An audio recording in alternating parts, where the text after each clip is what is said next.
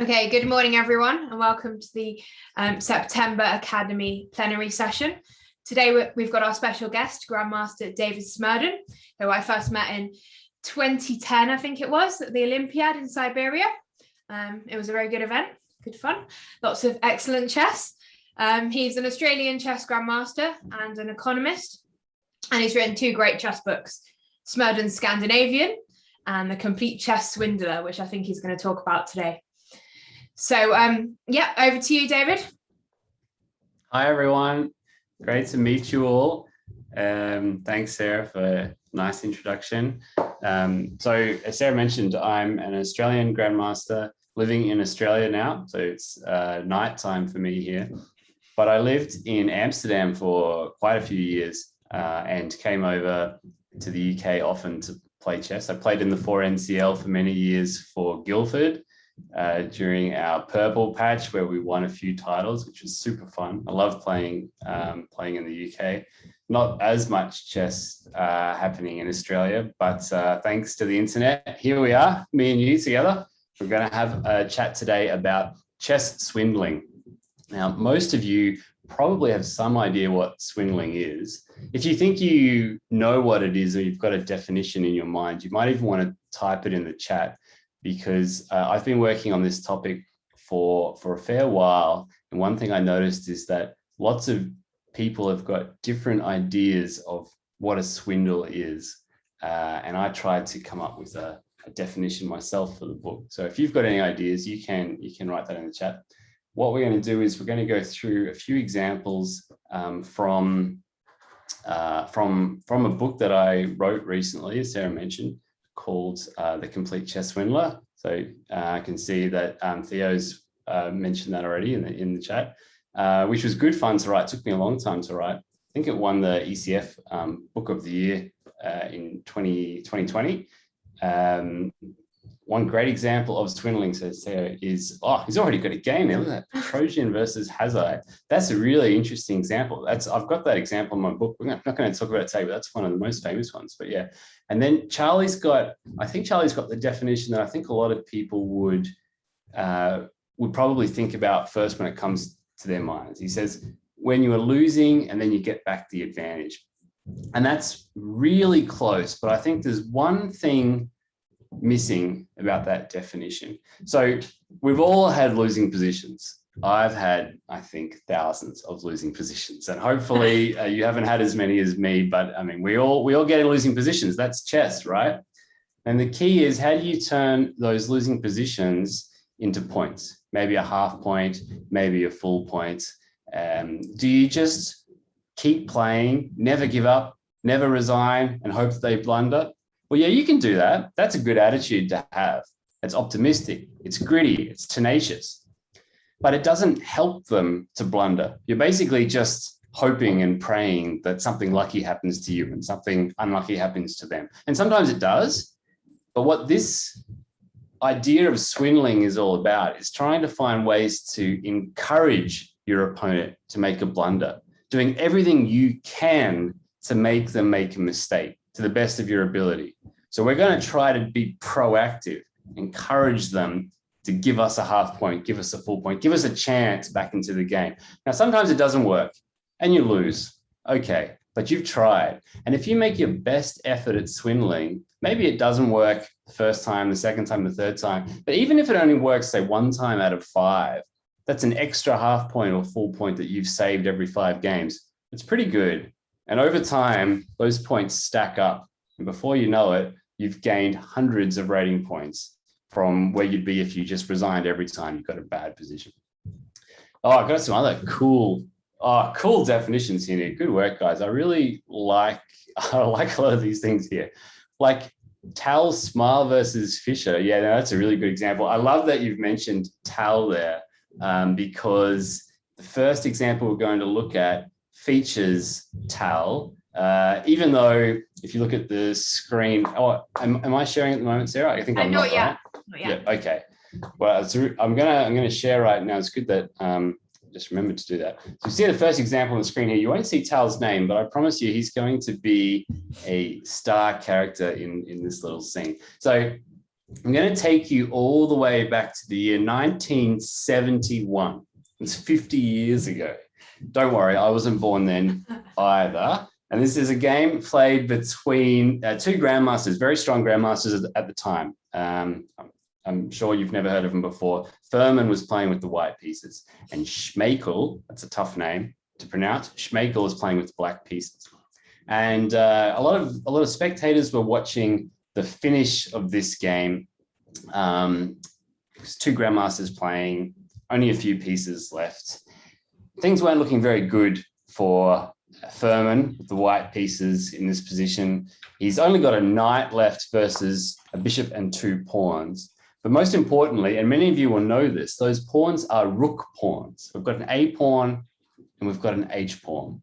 And those pawns, if you know much about endgames, knights hate rook pawns. Knights are not very good. They're great in the middle of the board, but you know that knights are not very good on the rim, on the edge, and they can't deal very well with those rook pawns either.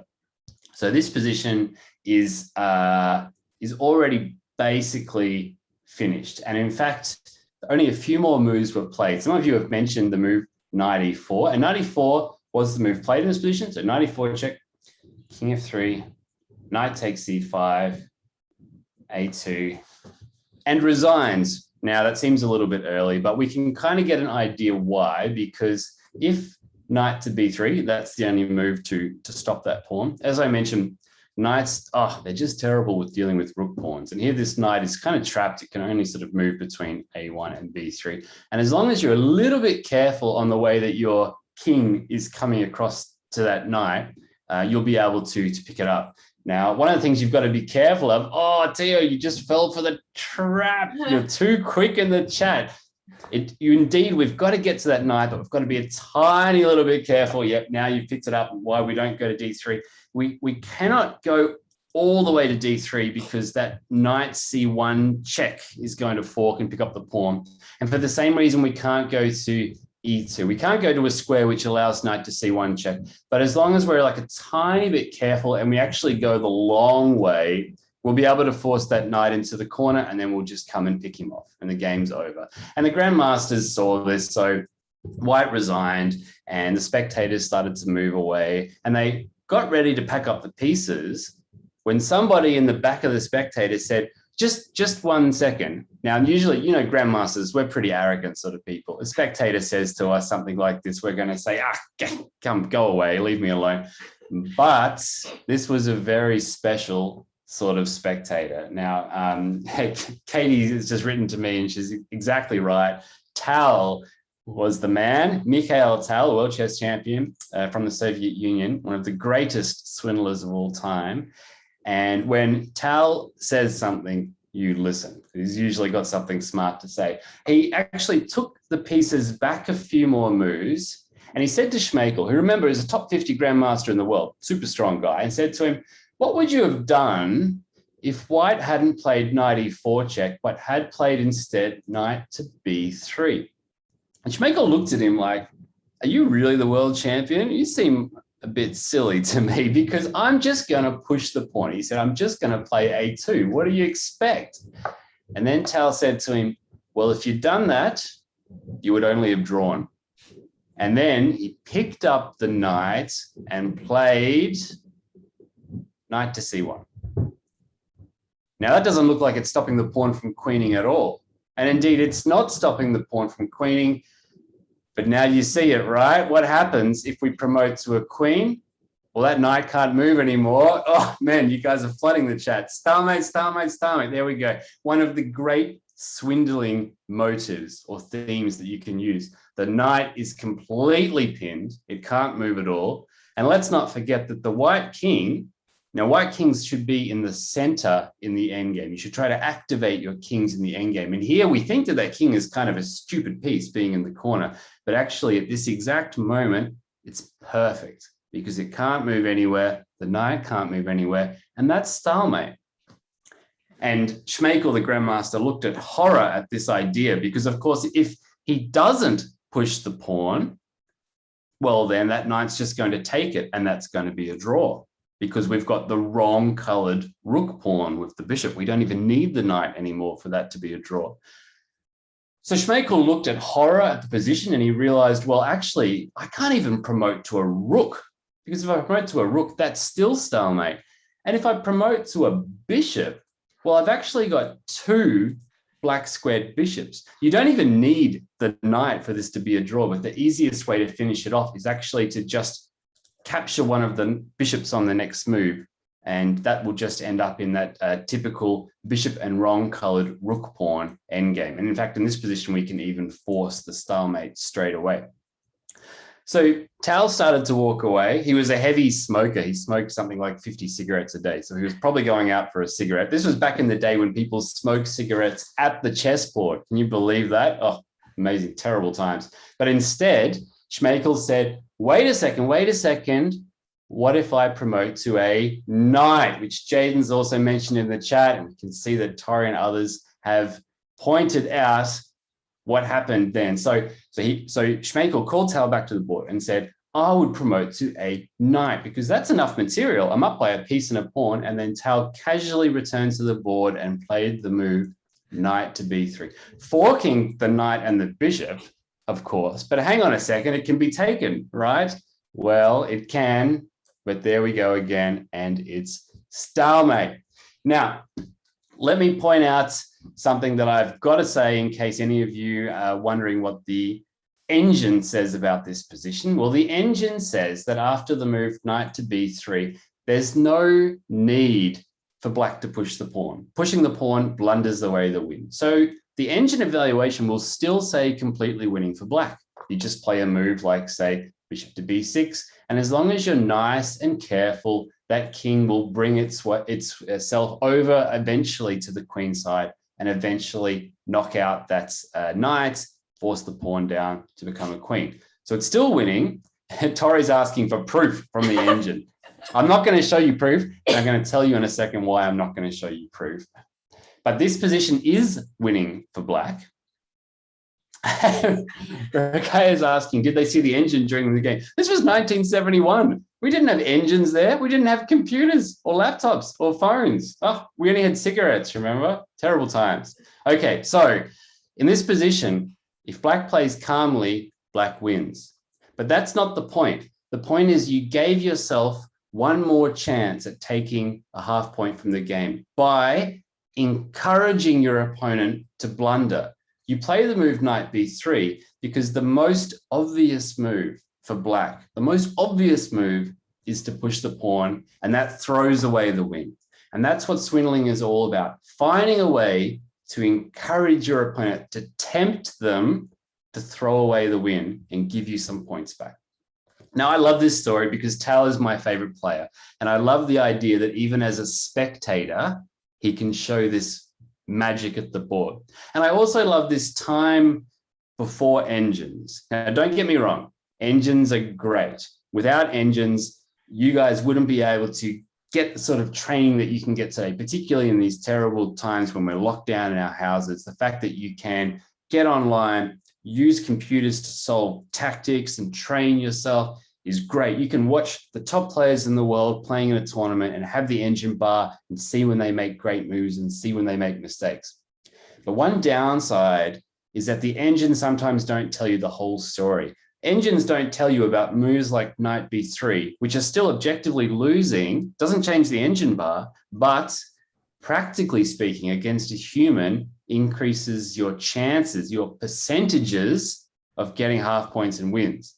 And people back in the day before computers, they used to think about this all the time because chess is a battle between two humans. And humans make mistakes. Humans have emotions. We get arrogant. Sometimes we get scared. And when your emotions start to play on you, you're more likely to make mistakes. And as good swindlers, people who get in bad positions but want to get back those lucky points, we need to try to take advantage of those emotions.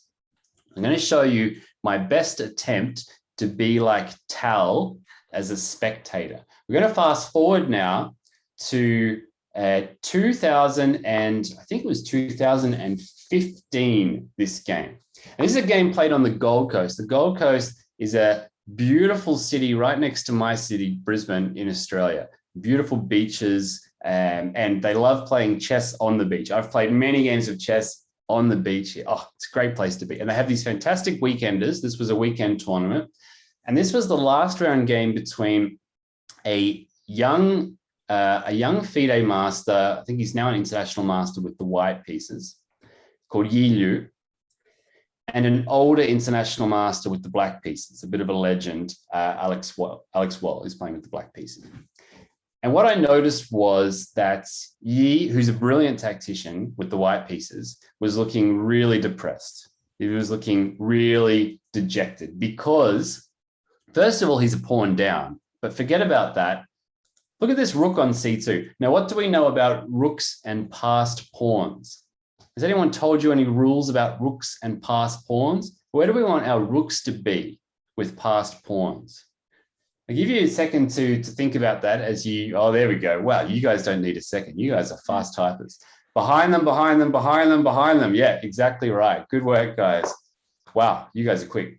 You want your rooks to be behind passed pawns. And one of the reasons for that, you probably already know the reason, but one of the reasons is that as the pawn advances, your rook gets extra space to move as the pawn moves forward, and it supports it in pushing it forward. Whereas a rook in front of the pawn, like this one here on c2, gets more and more constricted as the pawn moves further down. But this is an even worse situation because not only has black got his rook behind the passed pawn, but he's actually got two connected passed pawns running down the board. Moreover, remember what we said also in the last example, you want your kings to be reasonably active in the endgame. And white's got this stupid king here on h8 that's even blocking his own pawn from moving down the board.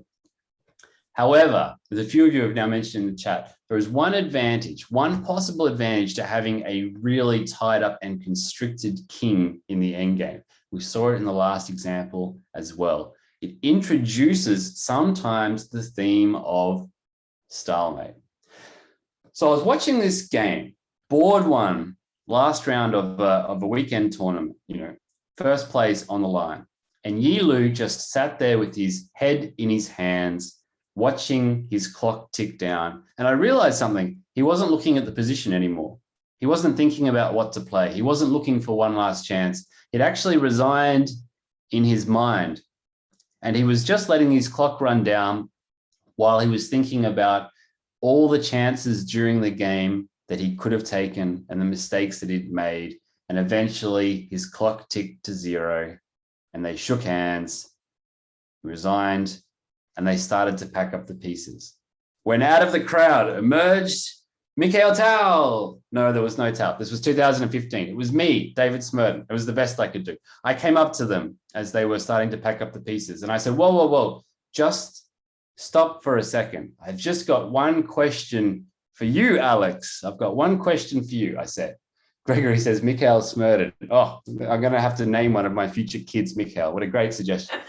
I said, I've got one question for you, Alex.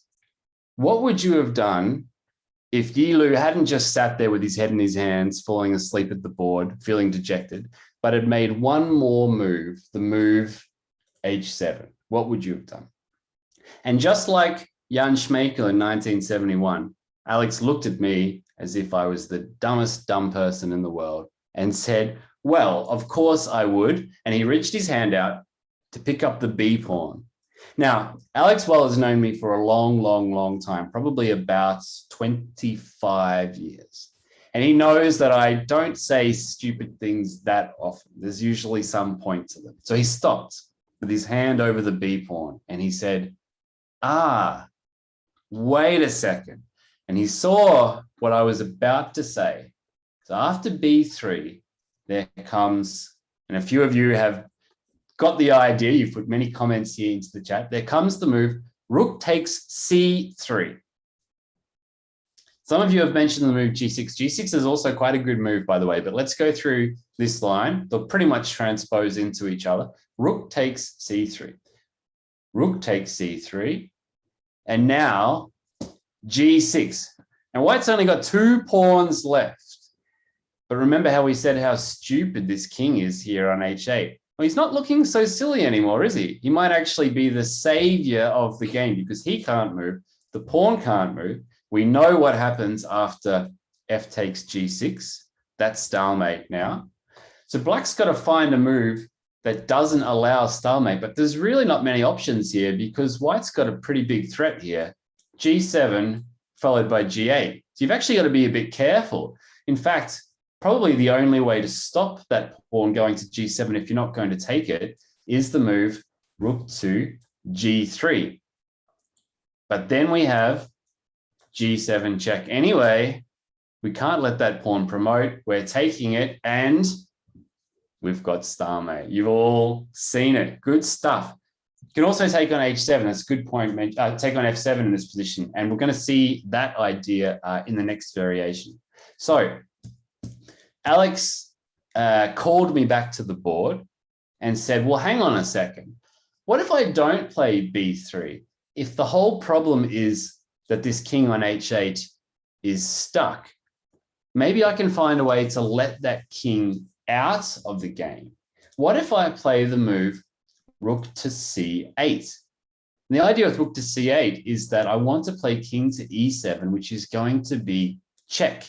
Now, it can't be stalemate if it's check. We all know that. And furthermore, once we do that check, it's going to force the white king to come out a little bit. And the idea is I'm going to bring my king here. I'm going to force the white king out.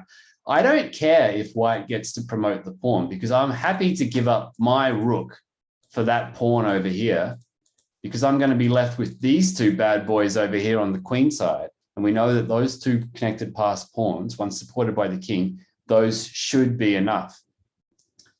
So what are we going to do here? Well, there are a couple of different options. The best option, a few of you mentioned rook e2, which is kind of a smart idea actually to try to stop letting that, that king out. But a really strong idea in this position is actually the move rook to f2. And the idea of rook to f2 is to use this pin to try to help support our g pawn down the board. So for example, if king to e7 here, king to g7, b3, now we can actually get that f pawn ourselves. Rook takes f7, king to e6, rook to f6 check, king to d5. Now we could promote the pawn. We think that's a good idea or a bad idea? Bad idea? Seeing a few of you shaking your head about this move. Yeah, if we do this move, it basically falls into black's plan, which is, well, yeah, okay, I'm happy to give up my rook for that pawn because I remember I've got these two guys left over and they're just going to run down the board. But as a lot of you have mentioned here, we want more than just winning a rook for a pawn. We want the big prize. We want to get a queen and we want our queen to stay on the board. So how do we do that? Yep, you've all written there way before I get a chance to say these things. You guys are super fast. I like it. It's rook to f8, saying how about a trade of rooks instead so I can get a queen. Black can try a check, saying, please move your king out of the way. Please, I want to give up my rook for the pawn. But no. Rook to f7. We're not having any of that.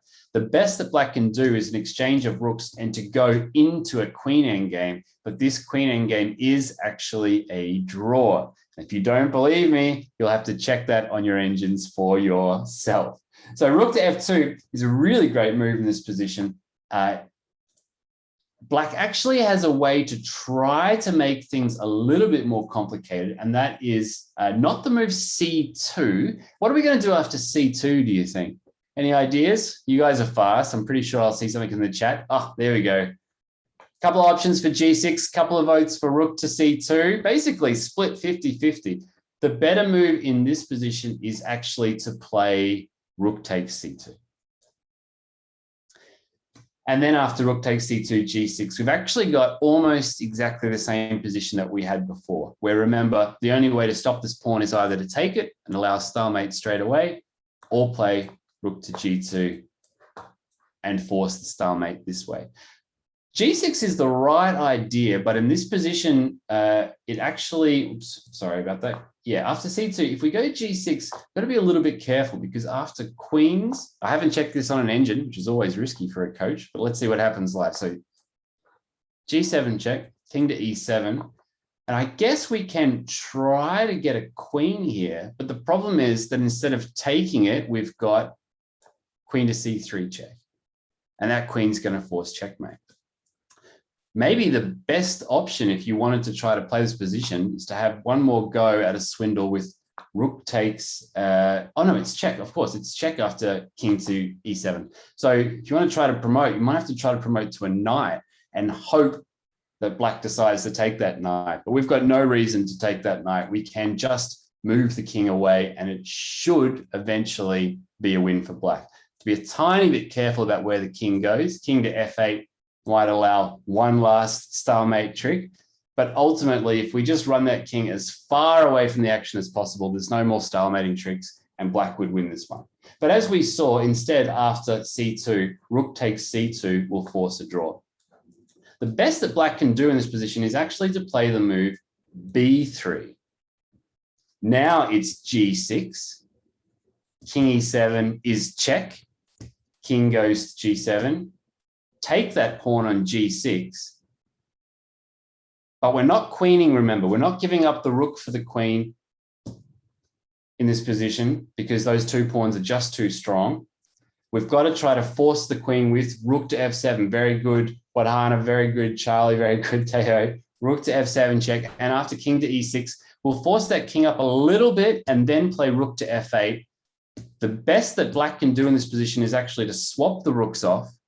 And we end up in this position. So after everything that's happened in the game, had Yi Lu played on a little bit more, had he looked for those final chances to cause a swindle, one of two things could have happened. Either Alex would have been a little bit too arrogant, a little bit too confident that he was going to win, and he would have fallen for the stalemating tricks, and boom, Yi Lu out of nowhere gets half a point. Or even in the worst case scenario, we end up in this endgame, and this endgame is very, very close to winning for black. With best play, it's probably winning for black. But if you guys know anything about endgames, you'll know that the hardest ones to win are queen endgames.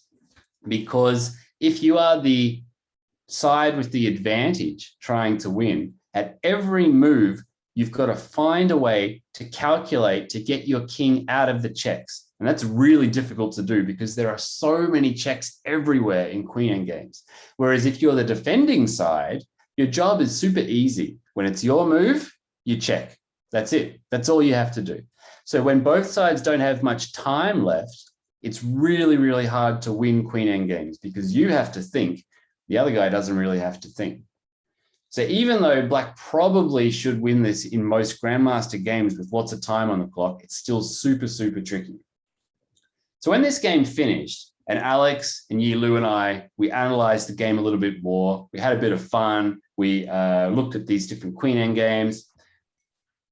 I started to think to myself, it's really strange to me that Yi wouldn't look for this final opportunity. And I started to think maybe engines play a little bit to do with it. And like I said, you've got this great time in your lives right now, this great time in chess history where you've got access to all these fantastic online resources and engines and stuff like this. But sometimes when you watch top level games and you see someone play a move and you see the engine bar drop beside the board, lots of people like to get on the chat then and say, what a blunder, what a stupid move. This loses in 15 moves now to checkmate.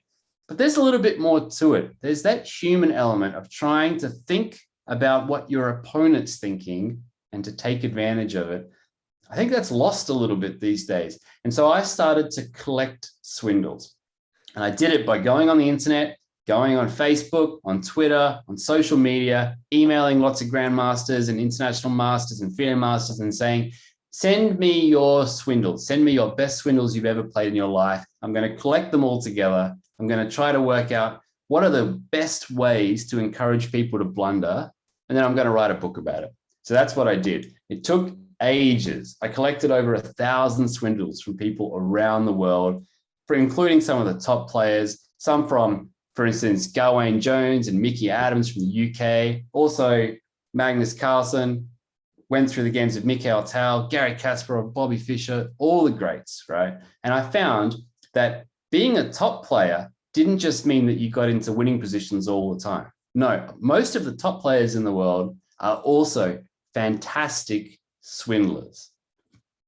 I'm going to show you an example that I found that I put in the book, which is, oops, I don't want to give you the final position already. I'll go all the way to the start, which is probably one of my favorite grandmasters. And this was played just a couple of years ago in the US Chess Championships.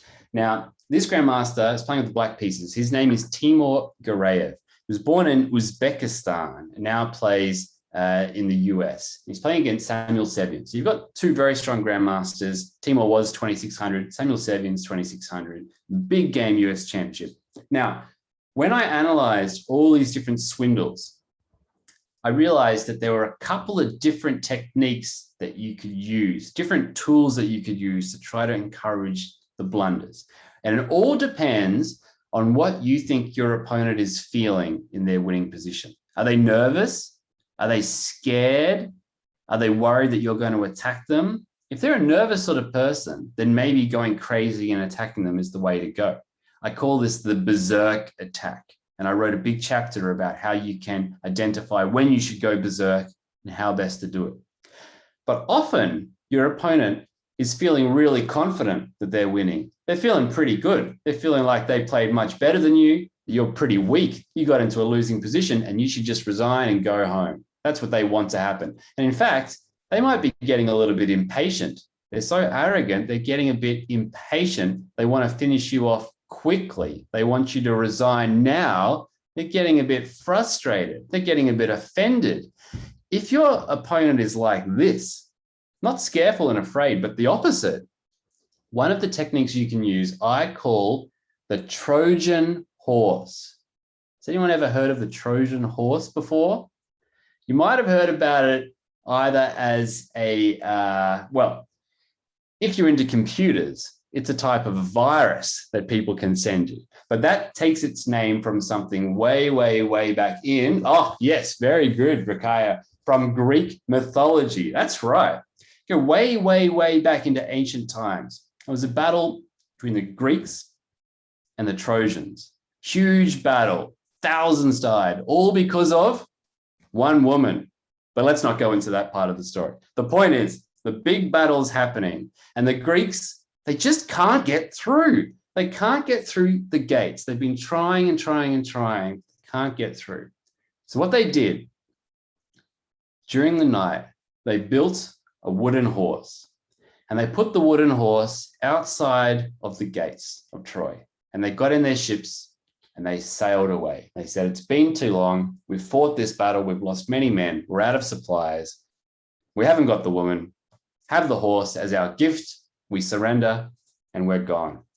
And the Trojans thought, oh, fantastic. We did it. We kept those dastardly Greeks out. They opened the gates. They brought this huge wooden horse. They rolled it in, put it in the center of the square, and had a massive party to celebrate the end of the war. But they probably drank a little bit too much grape juice. They all went to bed, fell asleep as the victors. Does anyone know what happened after this? Dylan says, fake. Are you saying that my story is fake? No, I think you're saying that the horse is fake. I think that's what you say. Yeah, so the horse was a fake gift. Inside the horse, being very, very quiet, were a bunch of soldiers. Not enough soldiers to take over the whole army, but just enough Greek soldiers so that during the night, they snuck out of the horse and they went to the gates and opened them from the inside. Now, the ships hadn't sailed away. The ships had just sailed around the coast and were hiding. They came back during the night, waited for the soldiers to open the gates, and then in they came and took over the entire city. And that's the story of the Trojan horse. And the way we use it today is a gift that's given. The Greek gift is how Teo's mentioned it, exactly right. It's a gift that's given. The problem with the Greek gift is, of course, we use that name for a different sort of sacrifice in chess. So I couldn't use that in my book. We use that for the bishop takes h7 sacrifice. But in the Trojan horse, the idea is, hey, buddy.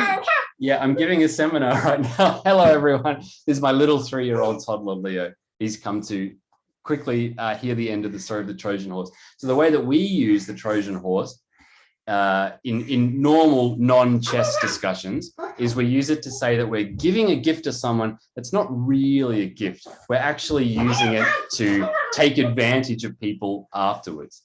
All right, because Leo's here, just give me 1 second. I'm just going to put him outside and close the door, and then I'll tell you what Trojan Horse has got to do with chess. No, that's fine. Whilst David goes and sorts that out, you can have a look at this position here. So has anyone got any comments on this position and what's coming next? Let's try and anticipate what's next. Sorry, guys. It's my 3-year-old Leo. He loves joining my Zoom calls. He also knows the story of the Trojan Horse already, so he's not missing out. So what do I mean about in chess? What I mean is you give your opponent your early surrender. You play a move that basically says, okay, we're done. We're finished here. You can finish the game straight away. We're basically just giving up. We're not resigning officially. I'm not shaking your hand, but I'm basically offering you something that finishes the game. You don't mean to do it deliberately. It looks like you've blundered. And it's really, really useful if your opponent's got a winning position, but it's going to take them a long time to finish the game. So, okay, yes, you don't offer your king. Good point. Okay, so let's take a look at this game now. So US Chess Championship, if we count the pieces, we'll actually see that black has an extra pawn, but that pawn doesn't count for anything in this position. White is completely winning. If you put this through your engine, which you won't, because this whole seminar is really about don't always use your engine to think. Try and use your own brain first. But if you did put it through your engine would go crazy and saying this is so winning for white. Because even though black's got an extra pawn, you've got these horrible pawns here, in addition to all the rest. And this bishop, I'm pretty much calling this bishop a slightly tall pawn because it can't move anywhere. It's completely stuck. White's got a really, really simple plan here, which is just to use this 3 versus 2 majority on the king side and push those pawns through with the f6 break. And that's going to come whether you like it or not. There's no way to stop it for black in this position. Meanwhile, black is trying to play on the queen side, but it is completely blocked. There is no action happening over there. Black, sorry, that's not meant to. Black's can't even set up a blockade. For example, a move like king to f6 trying to set up a blockade actually runs into bishop to f2, threatening checkmate in one move. Now, if you want to stop that, you can run back, but after bishop check followed by f6, you're going to get smashed. And if you try to run forward, there's actually a really cool little move here. It's kind of hard to see. It's really nice, though. It's bishop to E1. And the point behind bishop to E1 is to make room for these 2 rooks to swing across. Now, note that this king can't go back anymore because of bishop to F4 checkmate, that same idea we saw before. So you could try to play a move, say, like king takes H5, but basically all of black's pieces are over on the queen side. You cannot get away with just sending your king over like that. And after a move like, say, well, in this position, I think you can probably force checkmate just with checks here. Throw in a couple of these checks and then the bishop check. That should be checkmate. But I'm pretty sure if you just played even the move rook to G2, followed by moving that rook back and making some room for the other one to come across, you'd get checkmate as well. I think we're all familiar with the double rook checkmating pattern. Okay, so there's no way to stop those pawns. Most importantly, there's no action happening on the queen side. You play the move A4, for example. You can try that out. But the problem is if you ever go A3, there follows B3. So for instance, rook F2, if you try the move A3, B3, well, that's it. You're completely blocked over here on the queen side. And white can take as long as he wants to bust through on the king side. Now, you might not see exactly where the breakthrough is on the king side. It might not be completely clear because it does take a while. It might take 10 moves, 20 moves, 30 moves, but there's no way to stop it. Eventually, white's going to break through. That's the key point. But if it takes a while, white might be getting a bit frustrated. He might want to finish a bit quicker. This is a long tournament. You get really tired. These guys have been playing already for 4 hours. You don't want to sit around for another 2 hours at the board in a winning position if your guy won't resign. Perfect moment for a Trojan horse. Offer them a way that looks like a shortcut, but isn't a shortcut. And Timur, who's one of the most creative players in history, if you've ever heard of Timur, he actually holds the Guinness World Record for most games played blindfold at once. He played 50 games at the same time while he was blindfold. The guy is totally insane. He's a genius. And he came up with a move that no grandmaster would see in this position. Rook to A4. And the reason this is so brilliant is because it looks so dumb.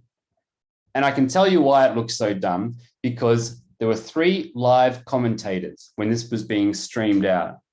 Commentators was US Chess Championships with the US commentators were Grandmaster Yasser Sirawan, Women Grandmaster Jennifer Shahadi, and Grandmaster Maurice Ashley. Now, you've probably seen these guys at some point because they do a great commentary team over in the US. Sometimes Jovanka Huska also joins them.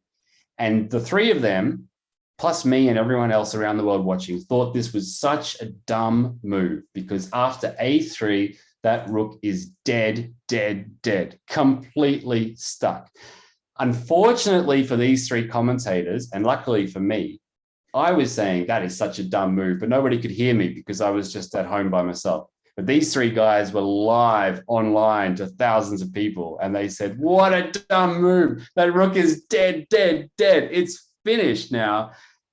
And unfortunately, they said, there's just no trick in the position at all. There's just no trick for black. And they said this just at the moment where Timur showed the trick. Oh, such bad luck. Let me show you the trick. It's just brilliant. Rook to B3.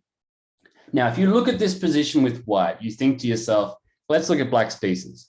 Stupid bishop, stupid king, dead rook. He's only got one piece that looks any good at all, that rook on B3. And if I get rid of that rook, I'm just going to bring my king nice and slowly over to the queen side and pick up that rook for free.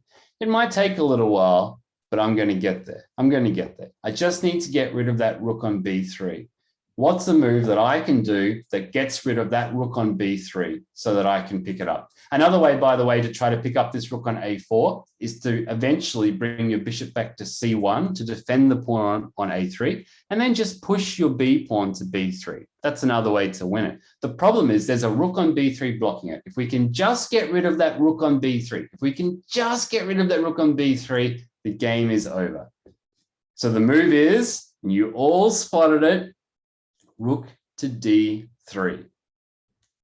And Samuel Sevian looked at Timur and said, you've just saved me 2 hours work. Thanks a lot. Can you resign now, please? And there came the trick. This is the moment where the soldiers jump out of the wooden horse. Rook takes B2. What? It just gives up the rook. What's the point of that? Here's the point.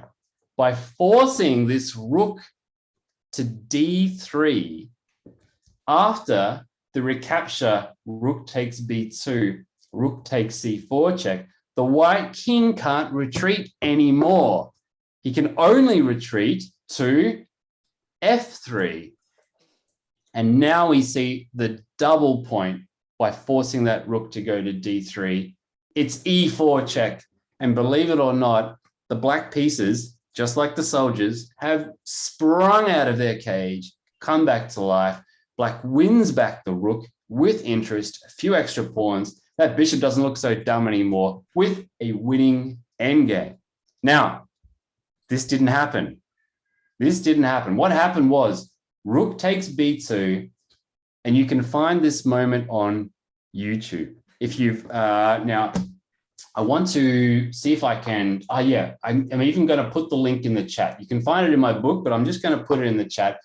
Don't look at it now, okay? So it's something for later. I'll email it out after the session, David. That'd be great, yeah. Oh, that's a better idea. Yeah, Sarah. Yeah. Privately message it to me and I'll email it out to everyone. Yeah, okay. I'm gonna send it to Sarah now because otherwise I forget. But she's gonna send it to you guys later to have a look at.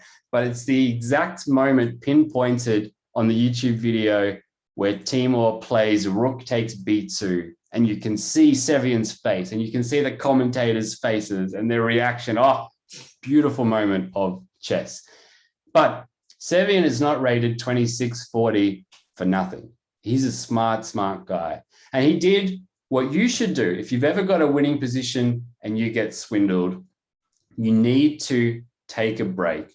Your instinct is like, oh, I better move quickly and try and get it back. But no, you've got to try to reset your emotions. It's very hard to do. And he sat at the board for 15 minutes straight, not moving, just thinking, relaxing, and trying to tell himself, okay, you know what? I've blown the win. I've just wasted 4 hours work, but maybe I can still get a draw, and a draw is better than a loss. And he thought about it for a long time. He played the move f6 check after 15 minutes. And it's a really great intermediate move. Now, intermediate moves in chess, we give them a couple of different names. We've got an Italian name that we use, and we've got a German name that we use. This will test you. Does anyone know what these names are for an intermediate move? Intermezzo, says Gregory. Very good. And Zwischenzug, says Katie. Very good. I don't know why we use two foreign names for the same thing. But anyway, it's an intermediate move, an intermezzo or a Zwischenzug. Very good. Which just means instead of doing the obvious recapture, the obvious reply, you take a moment to do something else first. So f6 check. Now, what's the point of f6 check? The point is that after king takes f6, we can play rook takes d6, check, c takes d6, and now take on b2. And we've actually gotten rid of our rook on d3. But remember, our rook on d3 was going to get captured anyway for just a pawn. At least here we got a bishop for it. That's pretty good value for money. We've got a bishop instead of just a pawn. The downside, of course, is that black's now got a lot of pawns. You can play rook takes c4 immediately, but actually even better is d5 check, which was played, king to f3, and then rook takes a3, leading to a crazy endgame where black's got a rook and 4 pawns versus 4 pawns for the bishop. So in total, rook and 7 pawns versus rook, bishop, and 3 pawns. So 4 pawns for the bishop. Now, this game went on for another 2 hours from here, even though remember that white was actually trying to save time and get the win. It didn't work out. The game went even longer and ended up being a draw in the end. Sevian played brilliantly. And even though black's got 7 pawns here, believe it or not, Sevian found a way to capture all 7 pawns. And we ended up in the rook and bishop versus rook endgame with no pawns on the board, which is a draw, but super hard to draw. And Timur found a way to do it, and it ended up being a draw. Fantastic game. So the swindle worked because Timur found a way to encourage his opponent from a completely winning position to make the mistake, to allow the trick, to give him that half point. But before we leave this example, I want to show you one last variation because it's super beautiful. After 15 minutes, remember, Sevian found the move f6 check, the Zwischenzug, the intermezzo, which allows white to save the game. But there was another way to try to save the game, and it's a different intermezzo. It's a different Zwischenzug. I don't know why I keep using both languages, but anyway, you get the point. The move is bishop to g5 check. And the point behind this is that after h takes g5, rook takes b2, rook takes c4 check. The king doesn't have to go to f3 anymore. The king can just go to e3, which means there's no e4 fork anymore. And this leads to a really weird material imbalance where, again, we've got 7 pawns for black, only 4 pawns for white, but it's a bishop versus a rook. So it's a bishop and 3 pawns for the rook. But believe it or not, black's pawn structure has managed to get even worse, which was pretty hard to do because it was the worst in the world, and now it's broken its own record. But the real point is that actually black wishes that he didn't have this g5 pawn at all, because the g5 pawn, we'll see, is a big, big problem in trying to stop white's 3 powerful pawns here. And I'm going to show you this variation pretty quickly.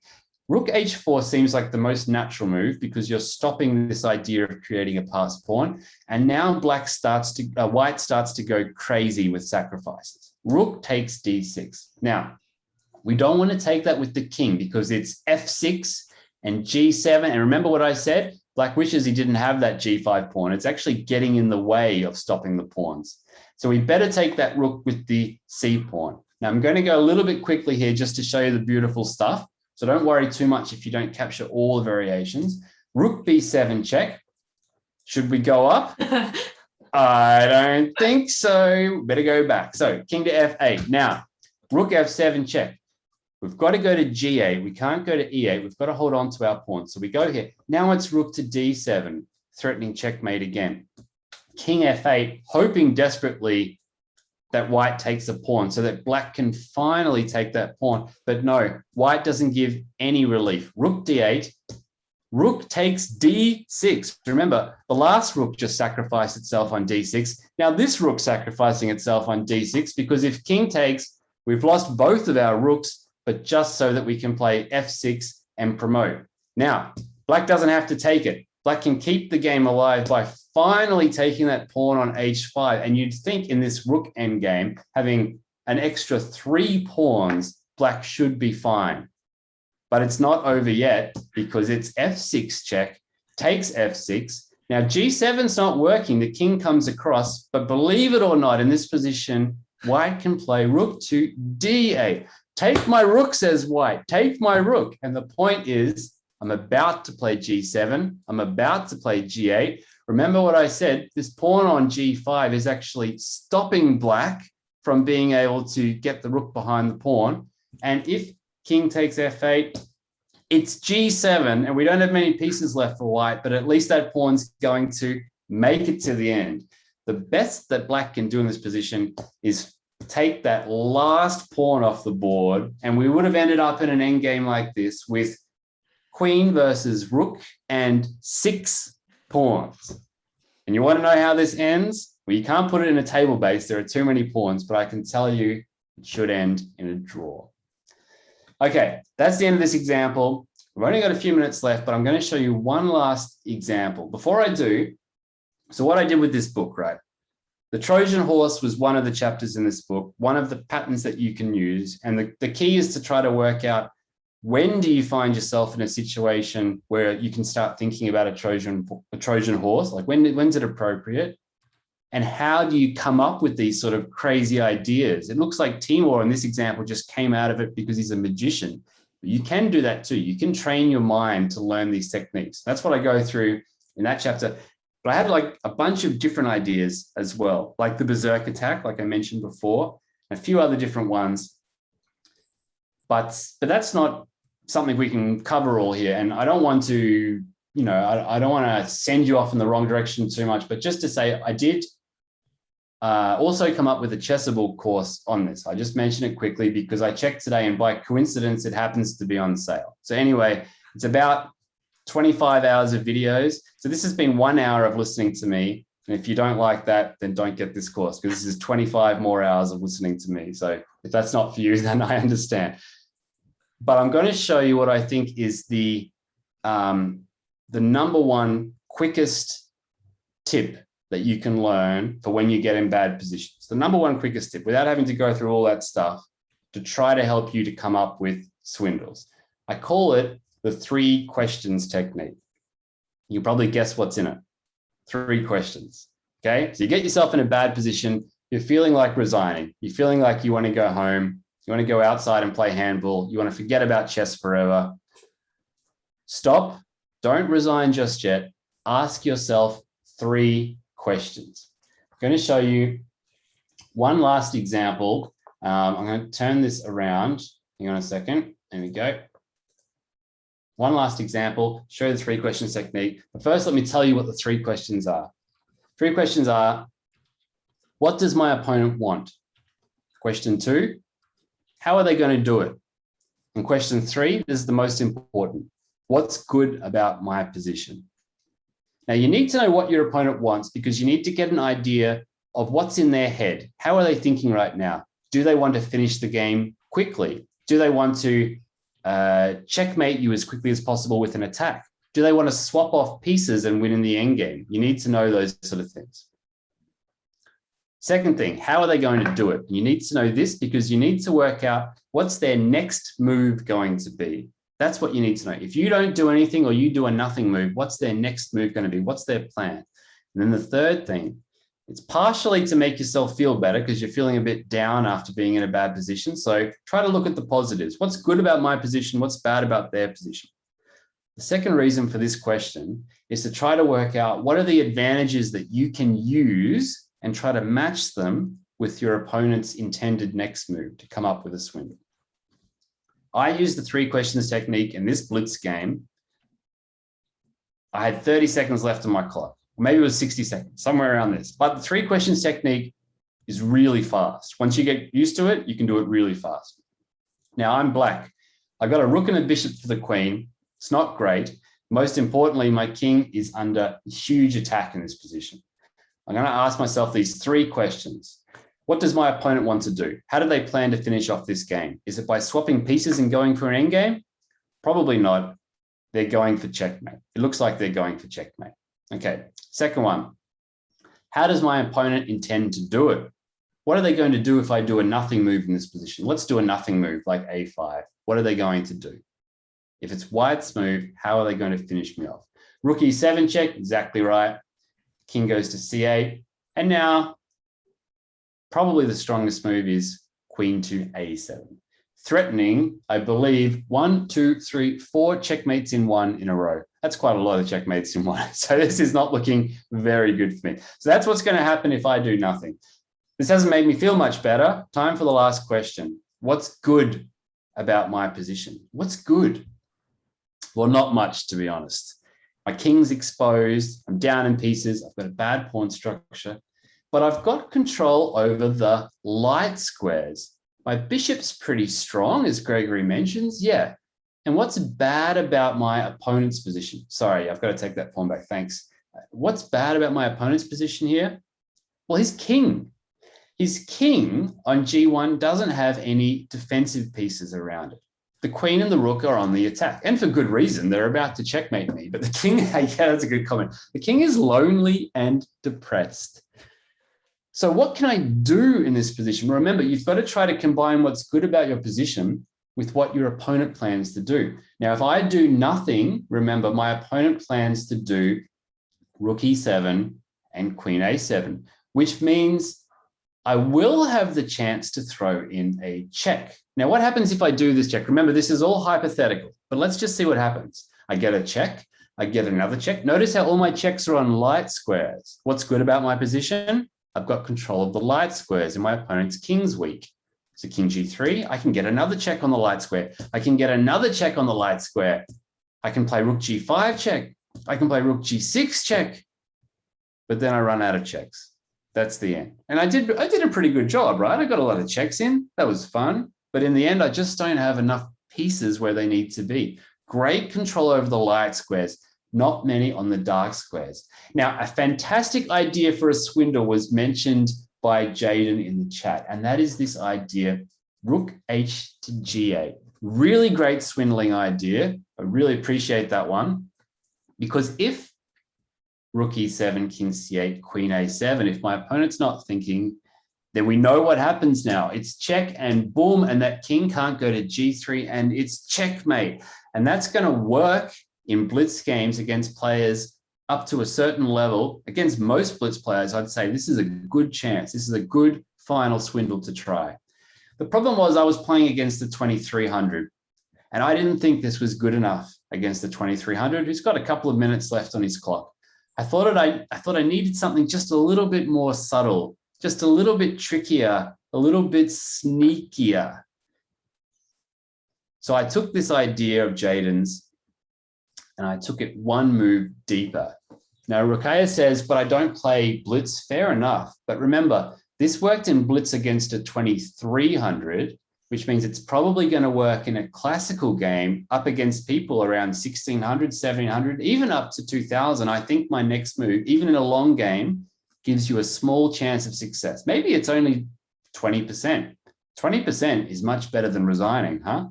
Let me show you what I played. Let me show you why I think it would give you a good chance. I played h5, putting a pawn on a light square. Now, remember, we just said we've got control of the light squares. Why would we do such a move? It looks like it doesn't change anything. It looks like it is just as dumb as a5, which is the hypothetical move we looked at. But let's see what the point is. And now you tell me whether or not you think players would fall for this. Because my opponent, 2300, went rook e7 check, king c8, and queen a7. I think most players would do that. I think most of your opponents would do that. But here it comes, the big finish. And remember, this all came about just from 3 simple questions. We start with rook d1. Okay, we all know that one, right? King f2. Now, what's our next move? We're going rook f1.